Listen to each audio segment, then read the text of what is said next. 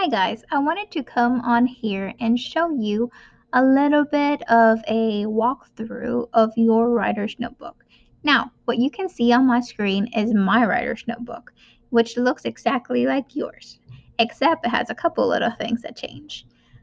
For example, right here is a sticker and it tells you get to your notebook by clicking here. If you click on this, it will open up to the assignment on Google Classroom that houses your writer's notebook.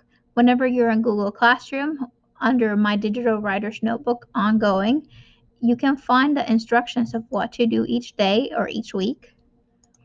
And usually that includes completing a certain slide number or writing in your real composition notebook at home off screen by listening to our podcast and then writing.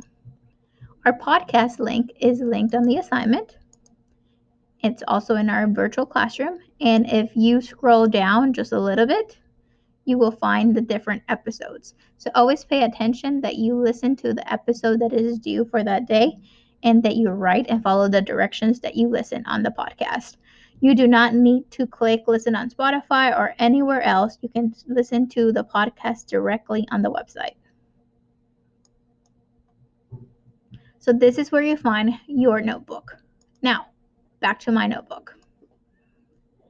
If you click right here on each slide where it says sound on, it actually gives you the option right here. You can find it in the corner, and the podcast is linked on this image. You can actually find what to do.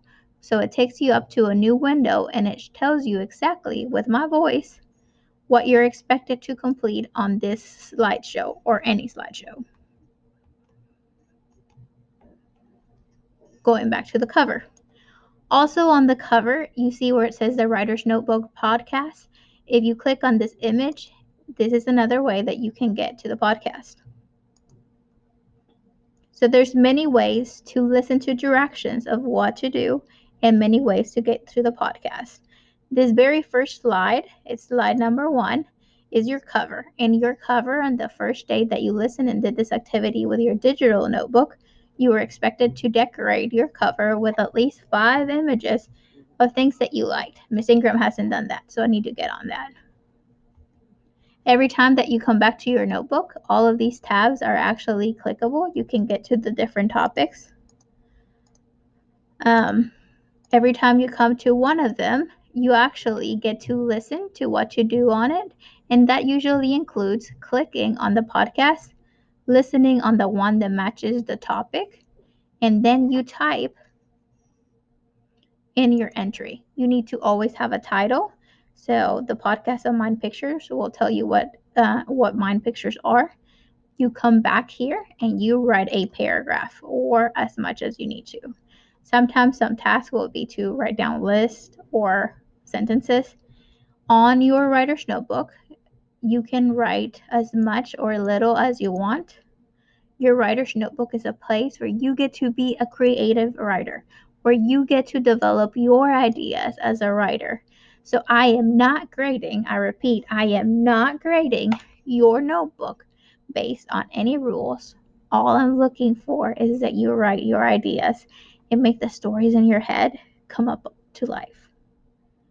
Your notebook is your safe place, and it's a place that I just want to see ideas jotted down, and that's it. You just get to enjoy this one, which is different from any other writing we do in our class. All of our other writing, we're looking for grammar, punctuation, we're learning about spacing and how to grow in our structure as a writer.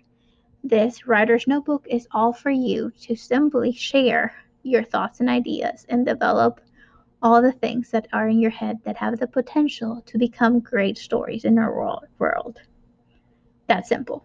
If you have any questions at any time, you can always reach out to any of your teachers and we will help you find the solution. Thank you for watching, and I hope that this was helpful.